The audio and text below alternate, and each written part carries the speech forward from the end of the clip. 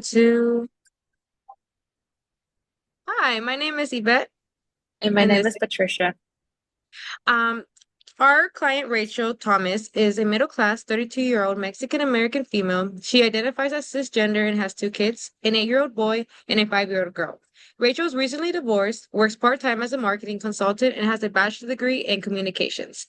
Rachel is struggling with a loss of her mother who recently passed away due to a heart attack. Rachel meets criteria for panic disorder, reports decline in self-confidence, specifically in her appearance, and feels uncertain about her identity and direction in life. So I chose Irvin Yalom's book, The Theory of Practice of Group Therapy, to utilize. His research has concluded that group therapy does work and is just as effective as individual therapy. Group has a powerful authenticity that comes from members' firsthand experience in ways that therapists may not be able to do. Yalom describes group in a cynical way. Misery loves company, to put it shortly. And I chose to approach this case kind of from a cognitive therapy standpoint and perspective, which is founded by Aaron Beck and Albert Ellis. And one core tenet of the cognitive therapy is that by identifying and challenging the maladaptive automatic thoughts, the client could reduce the symptoms and make the healthier decisions for themselves. And for Rachel, this might mean working to reframe her thoughts like I'm falling apart or like I don't know who I am anymore into more balanced and constructive self-talk. And so basically, cognitive therapy focuses on how thoughts are influence or emotions and also behaviors. And in Rachel's case, her panic attacks are likely fueled by catastrophic thinking, like interpreting and erasing her as a sign of death or beliefs about her self worth. So I feel like it's very good, important to discuss which one we like the best. So do you want to start open our discussion? Of course, so Rachel's going to be starting therapy with symptoms such as feeling of lost in life, misdirection, grief, low self-esteem. She may feel as if she has nothing worthwhile contributing to society, and she might feel like a burden. So for personally, group therapy offers a sense of meaning as she may be valuable to others. It is energizing and may increase her sense of self-worth. It is the only therapy that gives patients the chance to help others, promotes role adaptability. It offers support, reassurance, suggestions, insight, and members share similar problems with one another. I definitely respect the value of the group therapy and what it can bring, especially with Rachel going through a grief and possibly feeling very isolated. So I feel like connecting with the others could help to feel a little bit less alone. But I think that still, when it comes to treating panic disorders, we need something more targeted. So cognitive therapy focuses directly on the thought patterns that fuel her panic attacks. So, for example, if she starts feeling dizzy or short of breath, she might automatically think, I'm dying, or cognitive therapy helps to kind of challenge those catastrophic beliefs and in kind of helps her in a real time. I totally agree. But compared to CBT, group members will accept observations from another member far more readily than a therapist. For many clients, the therapist remains the paid professional.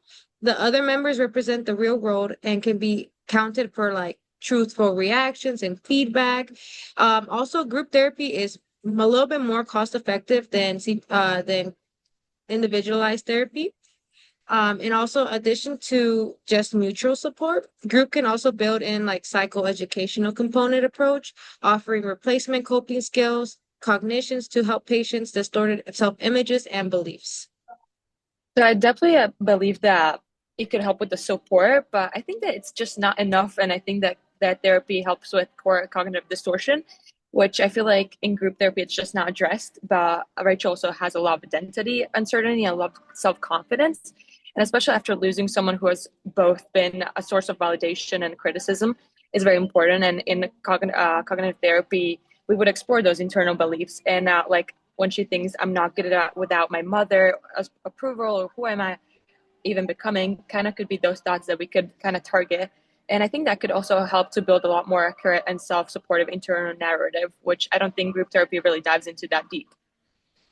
Yes, I do agree that we do need to find a sense of hope for Rachel. She also needs someone to personally like see her and help her find these coping skills because as you said, she does feel like when she gets these mini panic attacks, she feels like she's dying and she's going crazy. So having that therapist who has that knowledge would definitely, help her with that.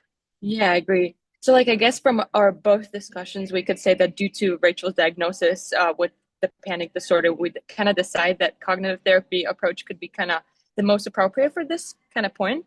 And I think it could be a great starting point. And given her anxiety, and she probably may feel initially like very overwhelmed or unsafe in the group therapy setting. So, especially being surrounded by strangers, I believe that it can be pretty hard. So, cognitive therapy provides a structure, one-on-one environment that allows her to address her emotions directly, or even her distress directly. And I think it could be a lot more in more manageable way. And I think it's particularly effective in individuals with distortion thoughts and related to self-esteem, body image, and even grief. So, all of which I think Rachel is currently experiencing. So, once again, I think this could help with a lot with the emotional stability and also building her confidence a lot in the future. So I think that should definitely be our winner, as we think that this works the best for our client, Rachel.